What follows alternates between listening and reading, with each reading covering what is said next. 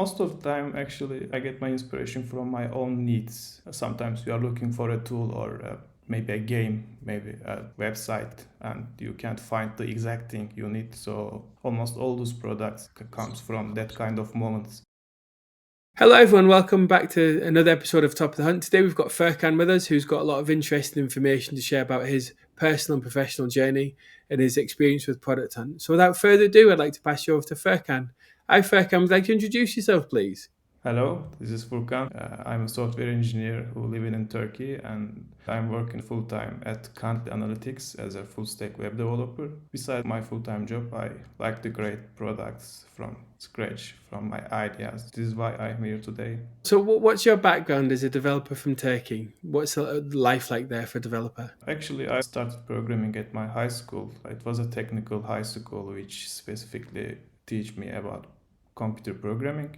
And then I go to college, computer science. I graduated from computer science from Sakarya University. And then I started my professional journey at Toyota as an intern engineer. And then there was some freelance period of my life. I made some mobile apps. I worked different places with short terms. And then I started my current company, Kant Analytics, and for 6 years I'm working there as a full stack web developer. My tech stack mostly JavaScript related stuff like Node.js and Vue, React, Tailwind, and MongoDB for primary projects. That's it. It's an interesting journey. So from there, you've worked on a few side projects or ideas over the years. Where do you get the inspiration from? Most of the time, actually, I get my inspiration from my own needs. Sometimes you are looking for a tool or maybe a game, maybe a website, and you can't find the exact thing you need. So almost all those products comes from that kind of moments. For example, we were looking for second-hand computer with my friends, and we find an idea of trading web page for developers. So because we know developers like their computers and their computers is really good for buying a second hand. So we made a secondhand.dev with my friends Özgür, I think 1 or 2 years ago. This is just an example how can I find ideas, how they comes to my mind. So with that, do you validate off the back of your own need or do you explore a little bit further first? Actually, it depends of the size of the project. If it requires some amount of code, of course, I made some validations. But as I said, it depends of the project size. If it's something easily create an MVP for that idea, most of the time I just create the stuff and share it with my friends, my Twitter community, with my social accounts, etc. And sometimes I submit that to Product Hunt and other places which I can submit my product. But actually I can't say I'm doing some technical thing for validating my idea. Most of the time I just ship it. I see from your Product Hunt profile, you've had the top badge quite a few times. Yeah, it looks good, but actually I didn't do a magical thing or I don't have a formula for that. The key is community, as you probably guess. I have good friends which has good follower counts. So most of the time, if they like the idea and their community also like the idea, things will be easier. So for Product Hunt, the most important thing is, I guess, getting the first 5 place in the earlier day. If somehow you achieve to go to top 5, since people will see you when they come to Product Hunt, and if your product is good one, something that attract them to detail page, things going faster and faster. There are of course some things I be careful about before to submit my product. For example, before 1 or 2 years ago, I was choosing the time. I was trying to time for morning start of the day for United States, because most of the people which I can create the leads from there according to my analytic data. Since I'm a software engineer at a product analytic company, I really know why analytics matters for a product. That was one of the things I was careful when choose time. But the last one, I noticed Product Hunt already shipped a feature which you suggest the best time, because they want to keep your product for 24 hours at least in their homepage. So it's now easier to choose right time period for a launch. Okay. And you've had Zet Me Up as well. What's that one been about? That one also, actually, I can't say that one is my product. It was one of my friend's idea. He need some help about backend development for that idea. I liked the idea. I helped him, and we create a project by using Firebase as a backend in a night. That friend also has a good profile in social networks, so things were very easy for setup. It was a platform which you can submit your workplaces, your table, your setup, like sharing your keyboard, sharing your monitor, mouse, other tools, etc. The most significant feature of that product was could pin the specific items in your table. It was the solution for sometimes you are sharing your desk on Twitter profile or LinkedIn, and always there are some mentions like, hey, what's your keyboard? How can I find it? Which model exactly? What is that? So ZitHub also has that kind of feature. You can pin that product and you can add some links. Actually, there were some plans about to creating affiliate marketing from that project, but things doesn't go so well for that project. Somehow we just give up. But iOS owner still, my friend which has that idea, still creating something for that project, so I hope he can build it from again and we can use, because it was a really good idea, but as I said, that wasn't my idea.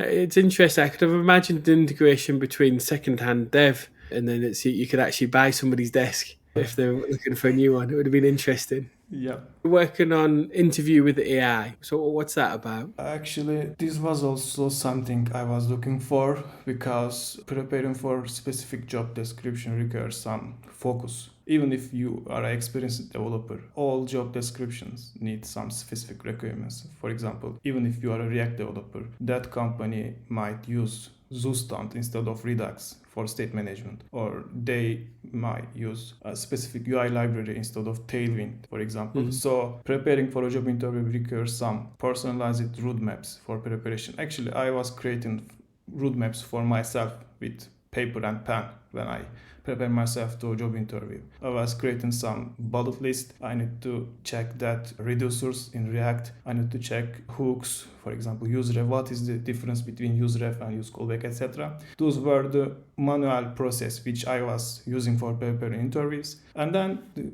generative AI comes and all things are now easier. So that idea came from me, which we can create those roadmaps from the job description for every job almost. But the main point of this product is actually using the interview simulations. I created the interface which looks like a Zoom call and Zoom interview, and you can talk with an AI agent with your voice. The AI agent asks questions to you and you're answering with your voice, and you can't edit that voice. Actually, you can delete, but we don't recommend that. It was like a real interview. It was like an actual interview experience. She or he asks some questions, you're answering again and again. At the end of this interview, the AI agent shares a feedback with you, positive or negative.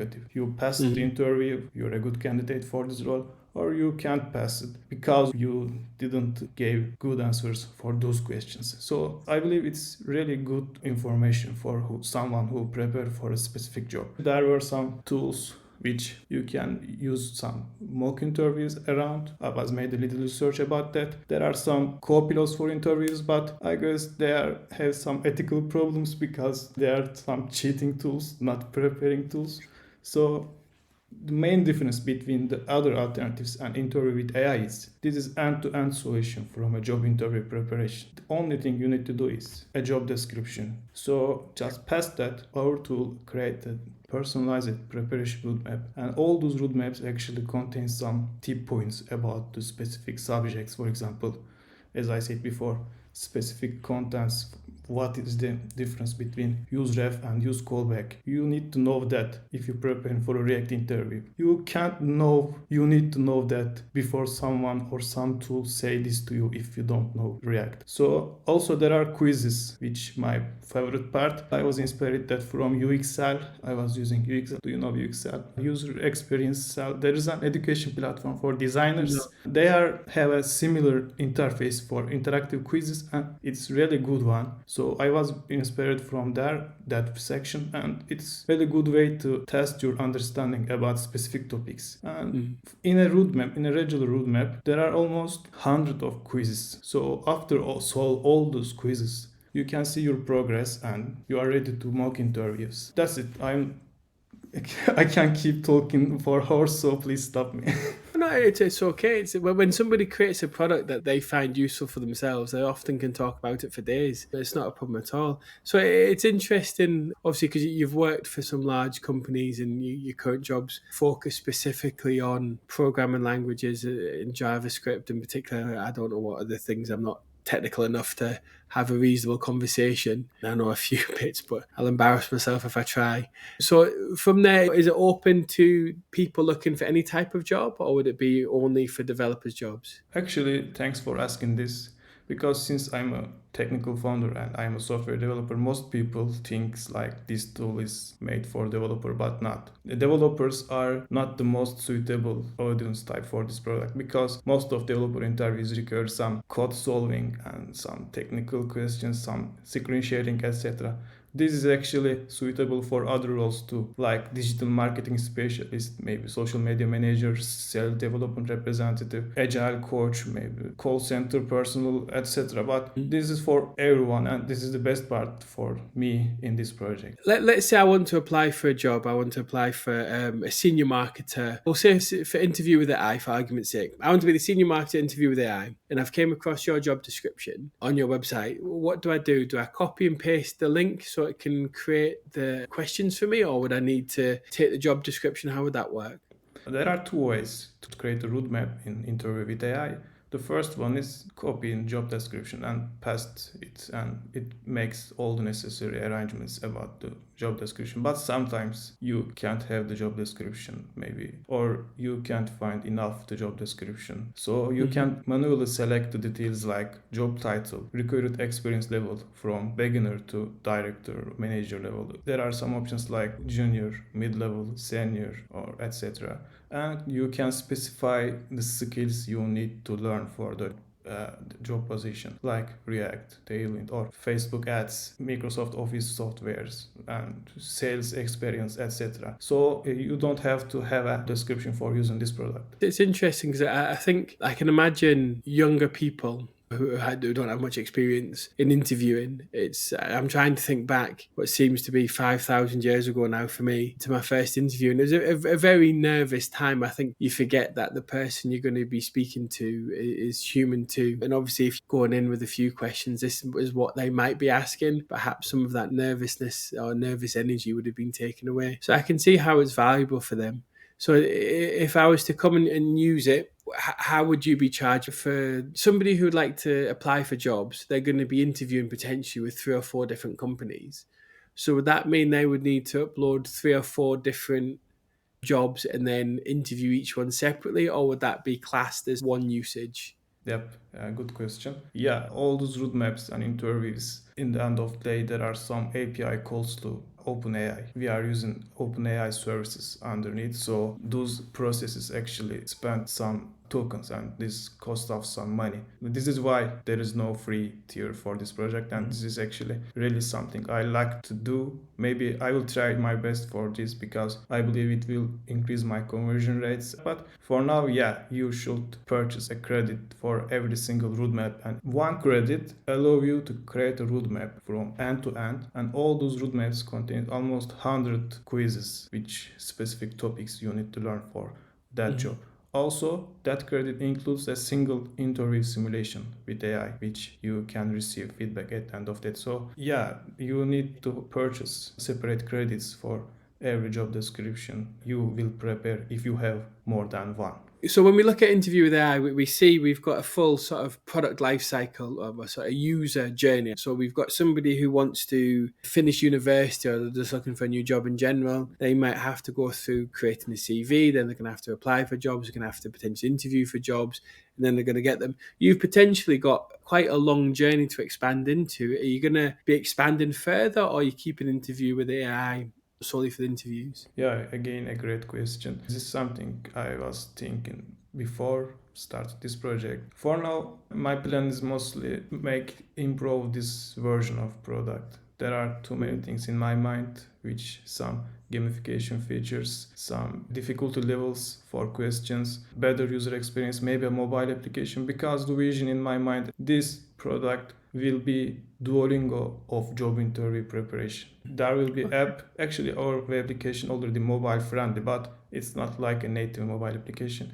There will be app which you can use while going back to home from school, which you can solve quizzes, read the topics for the specific technical things about your job. So my first focus is keeping things small, make it better for a while. And then the only thing I was thinking about expanding is I will make this tool for the software developed education platforms which prepare personals. If you have a bootcamp, it means you have students, you are preparing them to real life jobs, and interview simulations actually really good asset you can use for education purpose.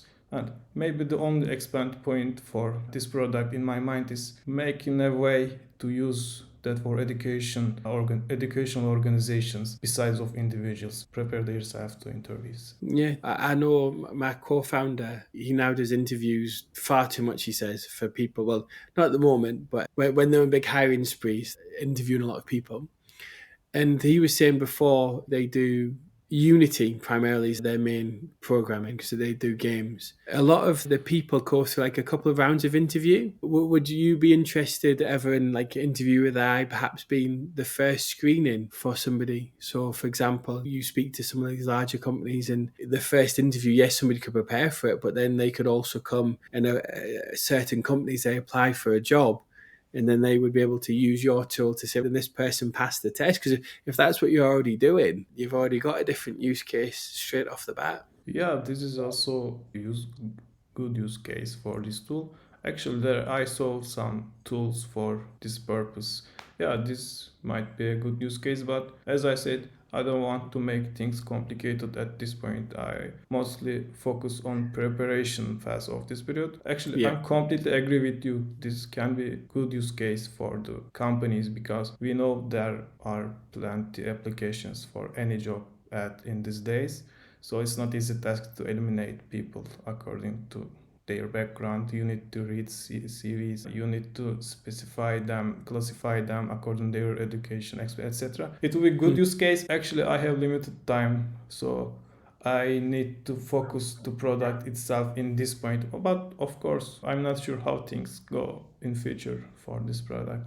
I think that's often the blessing and curse of entrepreneurship, isn't it? You hear and you have an idea and you want to keep working on it, and then you have to bring yourself back into the constraints of an MVP or early stage product.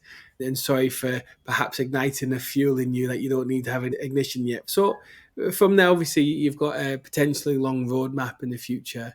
Long term, will you be using Product Hunt as your continued go to market for interview with AI? Product and launch bring us very good exposure because it's kind of a trigger actually. After I launched the product, it received mentions from many AI newsletters, many AI account and some individuals which actually looking for job preparation. It brings some leads and even some customers.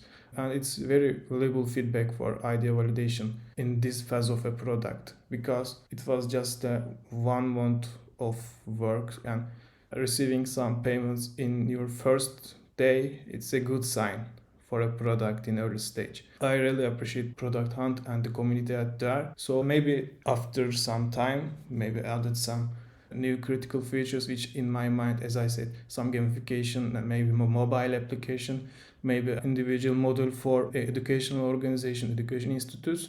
We can make another launch on Product Hunt for version 2. I definitely recommend everyone who has an idea, who has an early stage of product to ship it on Product Hunt because it's a good way to make it hear your voice to community if you don't have an audience. Obviously, it's for Product Hunt for some people, it's a continued sort of business as usual process. Do you know, we saw Superbase, for example, they've released 11 times on Product Hunt. Other people, they will release a product, validate it, look at it as early validation. If they get to the top 10, then they might say, we'll work on it a little bit. But if it's a top 20, then maybe not. And then obviously people who get in the top 5 think, well, actually, this is a potential, so let's work on it.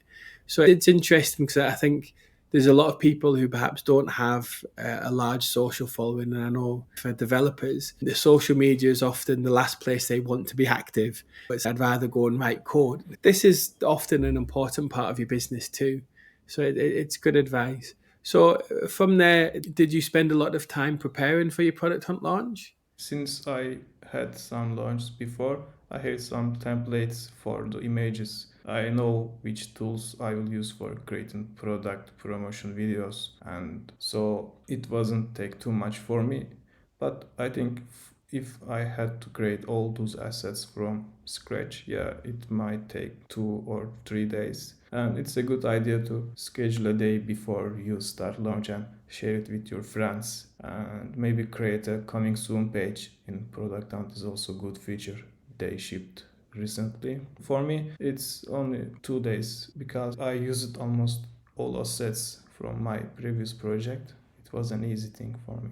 I've seen some people spend close to a month of pre-preparation, but that's them being new to the platform. And obviously, you're a lot more experienced. You've got the ability to skip a lot of those nervous steps. So we know you're big on analytics and insights. What was the key insights you got or statistics from your product hunt launch? Do you usually look for the web traffic and other things like that? As a count, there isn't huge traffic comes from product hunt, and most of them doesn't even have good conversion rate. They don't register, they just see that product. But actually the important effect of product hunt launch is other content creators will see you, and if somehow you can take their attraction, take their interest, they will start to mention your product with the just exact audience you need. For example, a HR professional see the interview with AI and shared it her Twitter profile with her own consent, and all the audience she has actually audience I need. So I can see these little peaks in first week comes from single individuals, some AI newsletters which see the product on product hunt and decide to share that in their newsletters. So from the analytics perspective, I'm tracking some KPIs as events. For example, creating an account, starting onboarding, complete onboarding, start purchase, complete purchase, start for your first roadmap, complete first roadmap, start interview, etc. I can say the most important metric is in this phase is start onboarding. For my case, almost 60% of the users which comes first week started onboarding process. 5% of the persons completed onboarding and purchased the product, which equal to 20 paid users for first week. It wasn't huge, but it promised some good signals, because if I somehow manage this exposure for the right audience, I can see this can be a good tool and they can really see a value in this product, because most of them didn't even ask something to me. Just visit the website, decide to purchase, create a roadmap with themselves and make some interview simulation. I didn't even receive single customer support questions. They just pay and start using it. So I think it's a good indicator for a product. It's a fantastic one. I think 5% conversion when you know 40% of the traffic straight away, or 40% initially, perhaps product hunt people who are interested in new products and have came out of curiosity, then to eventually get down to 5% from the 60 is really good. A really good conversion. So if you can scale that out, you're right. I think that there's a foundation, especially when there's no customer support requests and random questions. And obviously, it's if you've done some re-advertising to those people now, perhaps they'd have came back and purchased some of them. So it's a good foundation moving forward. I think you've got something there to work on, to get your teeth stuck into and play with. I suppose the next question I would have had, are you going to be introducing video for people to talk to one face to face like this? Like an AI avatar or as a Yeah, profession? Actually, it was the ideal version in my mind, but it's not the easy task and it will increase the price because yeah. it requires some GPU usage with it. I'm not sure. But in future, actually, I was thinking about real HR personals for mock interviews instead of AI. It will be, of course, a premium feature because finding a real HR professional which has interview experience, not easy task. I'm not sure it can be possible to make this for technical questions, but for screening questions, I believe it's something doable. I believe it will be very valuable feature for people, especially like you said, the students, new grads, which didn't have interview experience before. They can do some warm-ups with AI, and then they can purchase a credit and start the mock interview with an actual HR agent and get real feedback from a real person. But it's not something easy to scale, so it's just an idea for now. I know, obviously, with the Uncanny Valley, I've seen a few, and I think if I was interviewed by a few of the ones I've seen, I would have been a bit more freaked out than I would be speaking to a real person. But then some other ones that look phenomenal. So it's about getting that balance, isn't it? Can you avoid the Uncanny Valley enough to make it work?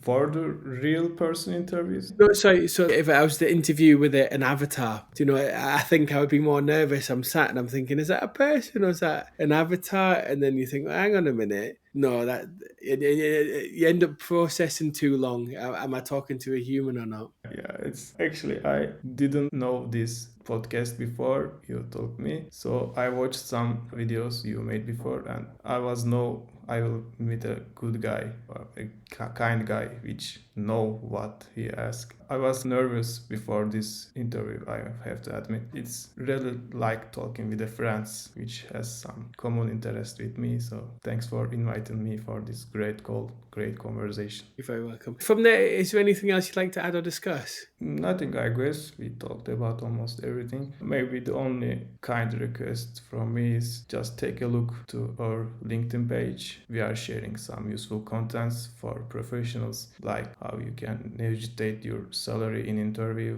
what are the red flags in interview, etc. So it will be useful for almost everyone in LinkedIn. So nothing else than that. It's interesting. You say I know somebody, and I can't go into more detail on that really, I suppose, who has had a problem with hiring recently. And it was because one of their staff, when they first came on board a few years ago, was a really good negotiator. And a lot of the other people were not. So then the company said, well, actually, we need to start to equalize the wages. So the person who's been a really good negotiator now feels like he's getting penalized because he negotiated too well. So perhaps it's time for him to look for somewhere else. I don't know. But it's interesting. I'll certainly have a look and I'll share what's relevant to people. For any startup, hiring the first set of people is perhaps the most important decision they'll make, because the founders but not founders, and you need to really gel with them, don't you? And they need to be prepared often to work a lot longer than what would have been in the job description. And not everybody's prepared to do that.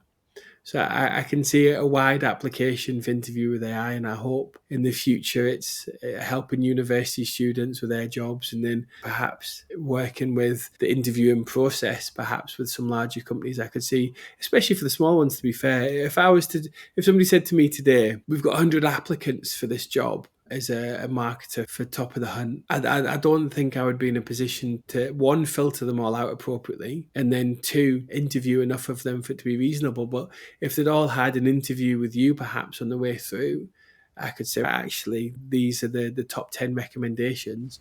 We'll go with them. So I can see the application there as well, to be fair, for startups. So it'll be interesting. But It's really good feature actually. I'm not against this idea. It's a really good use case, and I already see this kind of application before. Made this when I make some little market research for this product, and I completely agree with you. There is a big problem to solve at there. There is a saying you should sell painkillers, not vitamin for products. Definitely. So this will be a definitely painkiller for companies. So I definitely give it the think session for this future. It's too early to say exact things in this point. I'm looking for opportunity for possible use cases, but my current focus is, since I have limited effort, which I'm a single developer of this product, mostly I will try to improve the core of this product. First point, it should do best the things it do currently. So, and then of course this will be great use case for this product, I believe. Yeah, great. It's been wonderful to speak to you, Furkan. Perhaps in 6 months' time, we'll have you back on to speak about the progress you've made and see how Interview with AI's moved on. Hopefully, if you do have avatars, you've got the balance right. We don't have an Uncanny Valley session. Maybe we could put my avatar and your avatar working through an interview together. We'll see. But failing that, it'll be lovely to have you back on. Yeah, I really want to. Yeah, it will be great. Let's see what time brings us about this. Yeah. So I'll say goodbye for now, Furkan, and I hope you have a wonderful day. Goodbye. Thanks for inviting me this great conversation.